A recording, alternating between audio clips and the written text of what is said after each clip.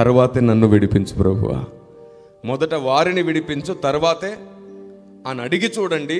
నేను మీకు చెప్తున్నాను, 90 రోజులు సాధన చెయ్యండి, ప్రాక్టీస్ చెయ్యండి. 3 నెలలు ఇలా చిటికెలో గడిచిపోతాయి కదా. ఒక 3 నెలలు మీకోసం, మీ సమస్యల కోసం, మీ కష్టాల కోసం ఏడవడం మాని మీలాంటి సమస్యలతో ఉన్న మిగతా వారి కోసం ఏడవడం ప్రారంభించి చూడండి. ఆ తర్వాత ఈ 3 నెలల్లోపు అద్భుతం జరుగుతుంది. మీ ప్రార్థనను బట్టి చాలామంది మీలాగే బాధపడుతున్న వాళ్ళు విడుదల పొందడం మీరు చూస్తారు. వారు మీ వల్ల విడుదల పొందారు కాబట్టి ఆ దీవెన మీకు, మీ పిల్లల పిల్లలకు కలిగేటట్లు దేవుడు తన చేయి చాపుతాడు. దేవునికి మహిమ కలుగును గాక. ఆమేన్. ఇప్పుడు చెప్పండి, మీరు అడిగినది ఇప్పుడే కావాలా, మీ పిల్లల పిల్లలకు కావాలా? ఎందుకో తెలుసా?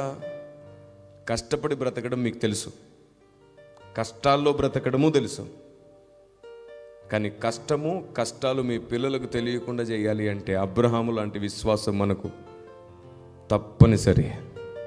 అబ్రహాము లాంటి విశ్వాసం కావాలి.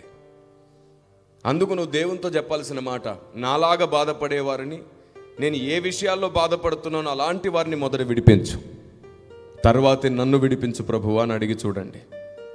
కిరణ్ పాల్ గారు ఏ లేఖన ఆధారాన్ని బట్టి మీరు ఈ స్టేట్మెంట్ ఇచ్చారు? తిమోతి పత్రిక మొదటి పత్రిక 2వ అధ్యాయం మొదటి నుంచి మీరు చూస్తే ఇప్పుడు నేను ఇచ్చిన ఇదే స్టేట్మెంట్ అక్కడ మీకు అర్థమవుతుంది, కనబడుతుంది.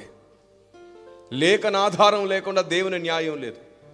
లేఖన ఆధారం లేకుండా దేవుని సూత్రం ఉండదు. లేఖన ఆధారం లేకుండా ఏ స్టేట్మెంట్ ఫలించదు. లేఖన ఆధారం లేకుండా ఏ విశ్వాసము ఫలించదు. లేఖన ఆధారం లేకుండా ఏ భక్తి ఫలించదు. లేఖన ఆధారంతోనే ఏ స్టేట్మెంట్ అయినా నమ్మకమైన ఉండాలి. లేఖన ఆధారం లేకపోతే ఎప్పటికీ పరలోక రాజ్యం మన కోసం పని చెయ్యదు. చూడండి ఒకసారి, తిమోతి పత్రిక మొదటి పత్రిక 2వ అధ్యాయము మొదటి నుండి చదువుకుందాం. మనము సంపూర్ణ భక్తియు మాన్యతయు కలిగి